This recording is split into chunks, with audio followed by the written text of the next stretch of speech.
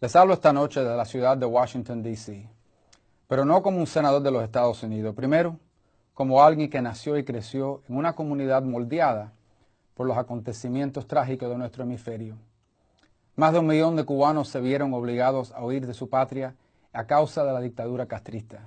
Decenas de miles de nicaragüenses fueron obligados a recomenzar sus vidas en un nuevo país por causa de los sandinistas. Y ahora, por desgracia, miles de sus compatriotas venezolanos buscan asilo por los recientes acontecimientos.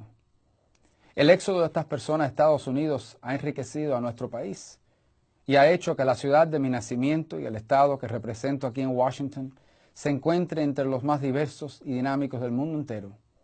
Pero también dividió familias, destruyó sueños y robó a estas naciones del talento de su pueblo. La raíz de todas estas tragedias no es una batalla política entre la izquierda y la derecha, pues hay muchas naciones en nuestro hemisferio y alrededor del mundo que han encontrado cómo proveer un espacio para ambos puntos de vista dentro de su sistema político. La raíz y la causa de estas tragedias es la tiranía. Una tiranía que injustamente encarcela e incluso asesina a aquellos que se ven como una amenaza para ejercer el poder. Una tiranía que manipula el poder de gobierno para cerrarle el espacio a los que expresen diferentes opiniones, diferentes puntos de vista. La misma tiranía que concluye que no puede aferrarse al poder si tiene que someterse a elecciones libres y a una prensa libre. La corrupción es sinónimo de la tiranía, porque con la tiranía viene el poder sin inspección.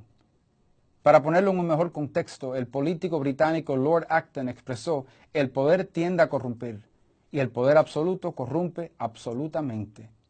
Yo he visto de primera mano cómo el poder absoluto corrompe cuando se centraliza en las manos de un grupo privilegiado del gobierno de Nicolás Maduro. En el estado de la Florida, donde yo vivo, ahí tienen haciendas en Wellington, mansiones en Gables Estates, aviones privados en los aeropuertos locales y también se gastan miles de dólares de su dinero en el centro comercial de Merrick Place en Coral Gables. Poseen riquezas inmensurables y que han sido robadas por los que se encuentran en el poder, mientras el pueblo lucha cada día para alimentar a sus familias. ¿Ha notado usted cuántos de sus líderes han engordado mientras que el pueblo pasa hambre? Mientras que muchos escasecen de los medicamentos básicos, ¿cuándo fue la última vez que un pariente de alguien en el poder en Venezuela murió porque no tenía cómo obtener medicamentos recetados? Eso es algo que sucede con el pueblo a diario. Los vemos viajando a Miami, disfrutando de lujos que pocos estadounidenses disfrutan, y luego regresan a Venezuela con una sonrisa en la cara, como diciendo que podemos hacer lo que queremos y nadie nos puede detener. Son estas injusticias que me llevaron a defender esta causa aquí en Washington. Mi país, los Estados Unidos, tiene sus propios desafíos, tanto dentro del país como en el extranjero. Pero para alguien como yo, que creció en una comunidad de tantas personas que fueron víctimas de un tirano y de la corrupción, simplemente no puedo y no voy a permanecer en silencio mientras la historia se repite. En el pasado nosotros hemos visto a líderes antidemocráticos llegar al poder en nuestro hemisferio, manipulando o incluso abusando de los instrumentos de la democracia. Pero ayer, por primera vez en casi 4 décadas, todos fuimos testigos de un intento de destruir formalmente y abiertamente a los últimos restos de la democracia en una nación vecina. Como suelen hacer los tiranos, tratan de cubrir sus fracasos, culpando a quienes los oponen adentro del país o a otros en el extranjero. Afortunadamente, el pueblo de Venezuela está bien informado y bien educado y no caen en esos trucos. No hay bloqueo económico de Estados Unidos contra Venezuela.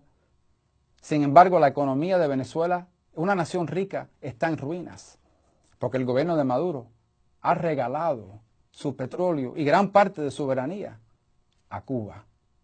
Muchas naciones y hasta la Iglesia Católica se han ofrecido a entregar suministros de alimentos y medicinas para el pueblo, pero el gobierno de Maduro se ha negado a permitirlo, porque ellos utilizan el acceso a la comida y a la medicina como una forma de castigar a sus oponentes y recompensar a los que siguen siguiendo leales a ellos.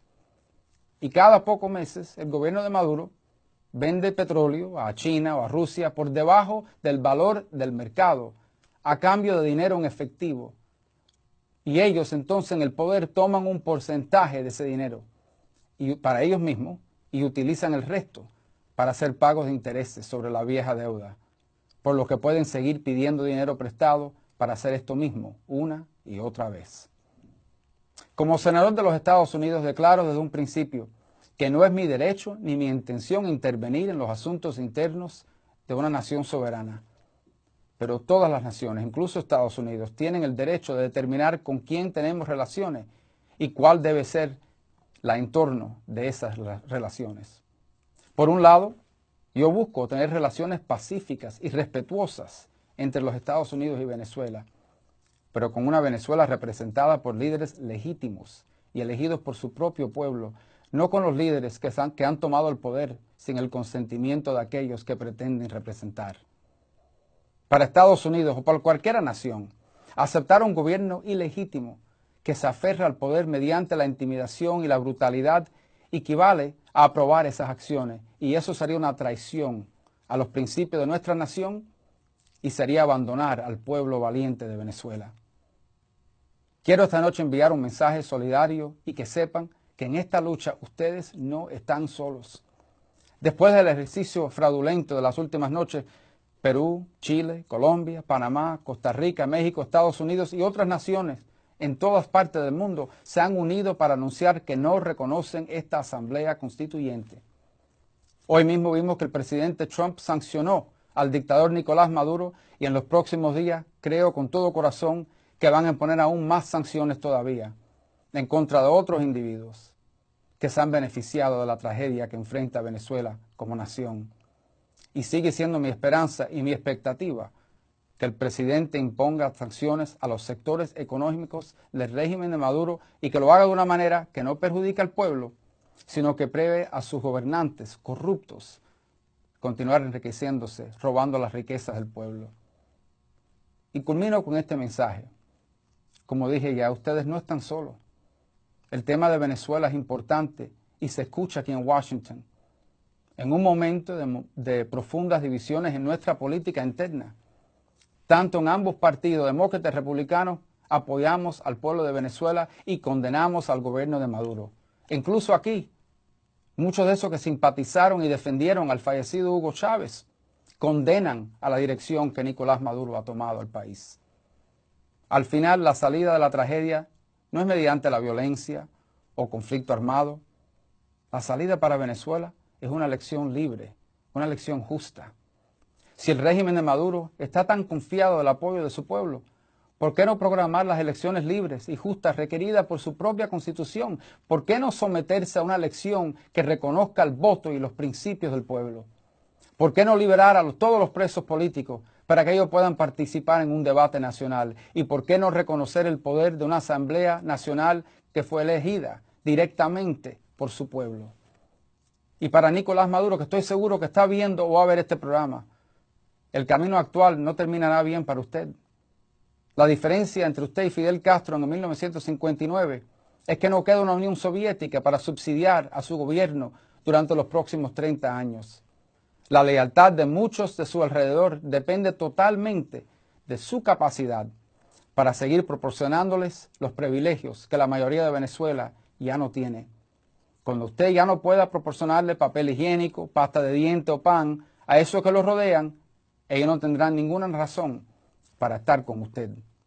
Le aseguro de otra cosa, que aquellos que ayer, algunos que estaban de su propio partido, que llevaban su camisa roja mientras celebraban la Asamblea Constituyente en la televisión nacional, esta misma mañana ya estaban tramando para tomar su lugar cuando llegue el momento apropiado. Para Venezuela solo hay un camino, el camino de elecciones, libertad y paz. Y yo seguiré orando para que Dios cree el espacio para que esto suceda.